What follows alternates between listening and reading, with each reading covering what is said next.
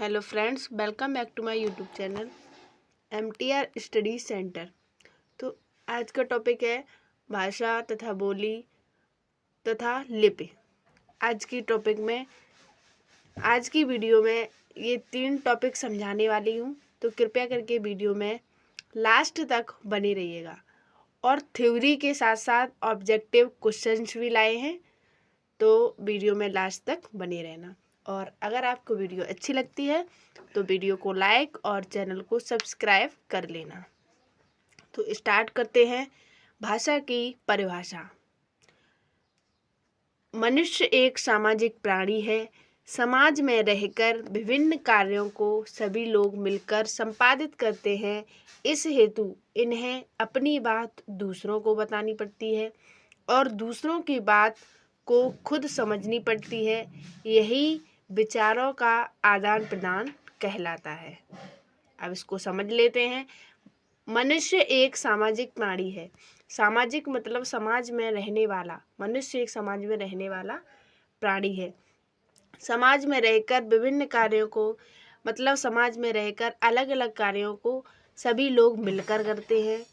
इस हेतु अगर हम कोई काम करेंगे तो अपनी बात दूसरों को भी बतानी पड़ेगी और दूसरों की बात को खुद सुनना पड़ेगा।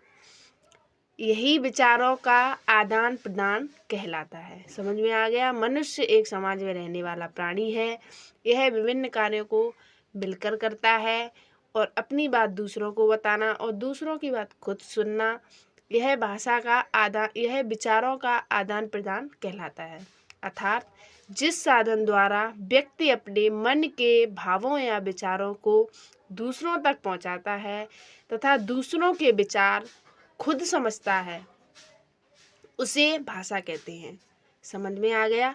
जिस साधन द्वारा व्यक्ति अपने मन के भावों या विचारों मतलब मन में कोई भी थिंकिंग या विचार आए उसको दूसरों तक पहुंचाए, उसे भाषा कहते हैं। आप इसको नोट भी कर सकते हैं। आगे चलते हैं दूसरी हेडिंग पर। भाषा के प्रमुख रूप। तो भाषा के मुख्य रूप से 2 रूप हैं। नंबर 1 मौखिक भाषा, नंबर 2 लिखित भाषा। तो नंबर 1 मौखिक भाषा को समझते हैं। बोलकर अपने विचार लोगों तक पहुंचाएं और लोगों के मुंह से या मुख से सुनकर उन्हें समझें, यह भाषा का मौखिक रूप कहलाता है। अगर अपने मुंह से बोलकर अपनी कोई भी बात, अपना कोई भी विचार हम किसी के सामने रख रहे हैं, बोल रहे हैं या दूसरों की बात को हम मुंह से सुन रहे हैं, तो यह भाषा का मौखिक रूप कहलाता है। समझ में आ गया। अपनी बात मुंह से दूसरों को सुनाना और दूसरों के मुंह से खुद सुनना और समझना, यह मौखिक भाषा होती है। नेक्स्ट लिखित भाषा। लिखित का अर्थ होता है लिखा हुआ। जब मनुष्य अपने भावों को लिखकर या पढ़कर व्यक्त करता है तो उसे लिखित भाषा कहते हैं। अगर हम अपने विचार को लिखकर मतलब जो भी मेरे मन में चल रहा है, अगर हम उसको लिखकर किसी के पास भेजेंगे या लिखा हुआ पढ़ेंगे तो यह लिखित भाषा कहलाती है। आगे चलते हैं। बोली। अब इस टॉपिक को समझ लेते हैं। बोली भाषा का मौखिक या क्षेत्रीय रूप कहलाती है। बोली एक सीमित क्षेत्र में बोली जाती है। बोली की अपनी कोई लिपि नहीं होती। इसका प्रयोग केवल बोलने में ही किया जाता है। बोली भाषा का मौखिक या क्षेत्रीय रूप कहलाती है। मतलब बोली कुछ सीमित क्षेत्र में बोली जाती है। मतलब जैसे कि आपका कोई गांव है, उसके आस पड़ोस में जो भी भाषा बोली जाती है उसको बोली कहते हैं। और थोड़े आगे निकलोगे मतलब कुछ दूरी के बाद अलग बोली होगी कुछ गांवों की। तो कुछ सीमित क्षेत्र मतलब कुछ ही क्षेत्र में जो बोला जाता है उसको बोली कहते हैं। और बोली की अपनी कोई लिपि नहीं होती, इसको केवल बोला जाता है। ठीक है। जैसे ब्रजभाषा, भोजपुरी, खड़ी बोली आदि, ये है सब बोलियां। नेक्स्ट लिपि। लिपि का अर्थ होता है लिखना। मुख से निकलने वाली ध्वनियों को लिखने के लिए चिन्ह निर्धारित किए जाते हैं। इन चिन्हों को लिखने की रीति रीति या ढंग लिपि कहलाती है।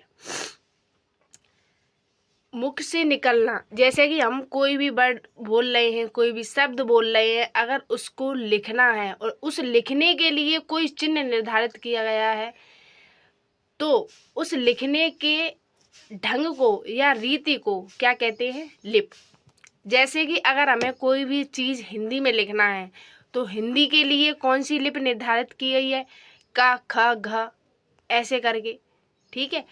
तो इसी को लिपि कहते हैं। जैसे हिंदी में लिखना है तो क ख घ ये यूज करेंगे, और अगर रोमन में लिखना है तो रोमन की लिपि तो पता ही होगी, ABCD ऐसे करके। उसको हम अलग अलग लिपि में लिख सकते हैं, लेकिन भाषा वही रहेगी, ठीक है।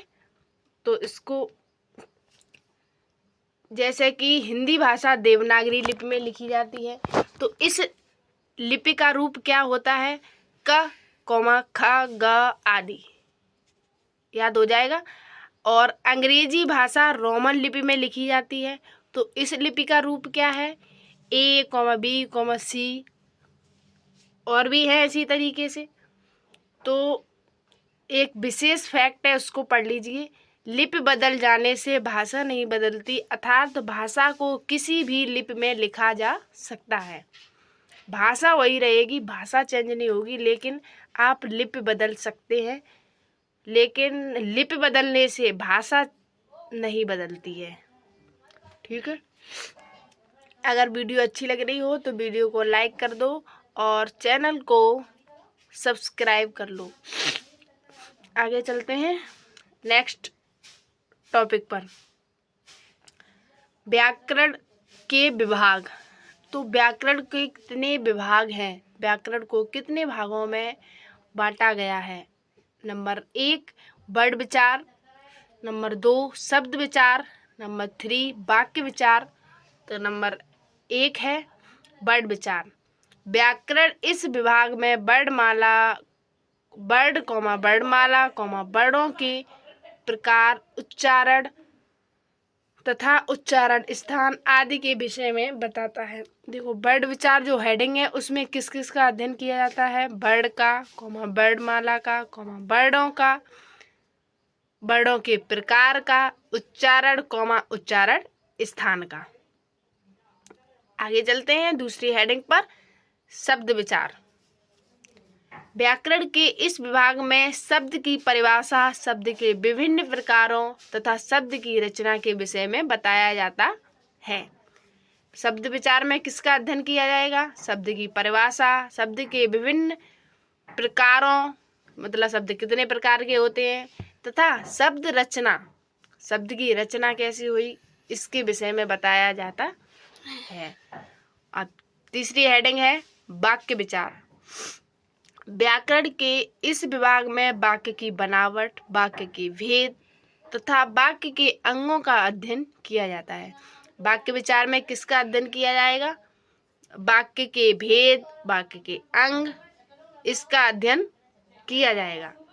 आगे चलते हैं।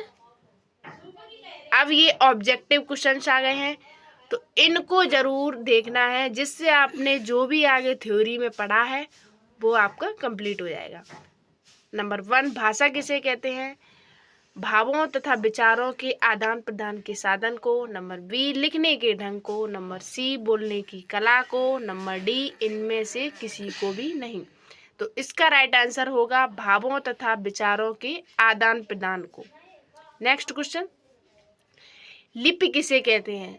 ऑप्शन A, भाषा के शुद्ध प्रयोग को। ऑप्शन B, भाषा के लिखने की विधि को। ऑप्शन C, लिखित भाषा को। ऑप्शन D, मौखिक भाषा को। तो इसका राइट आंसर होगा भाषा के लिखने की विधि को। नेक्स्ट क्वेश्चन, भाषा के मौखिक या क्षेत्रीय रूप को क्या कहा जाता है?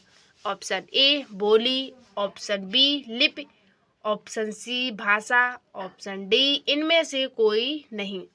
तो भाषा के मौखिक या क्षेत्रीय रूप को क्या कहा जाता है? बोली। आगे चलते हैं क्वेश्चन नंबर 4 पर, पत्र पढ़ना भाषा का कौन सा रूप कहलाएगा? मैंने आपको थ्योरी में बताया था, तो आप लोग इसको बता सकते हैं।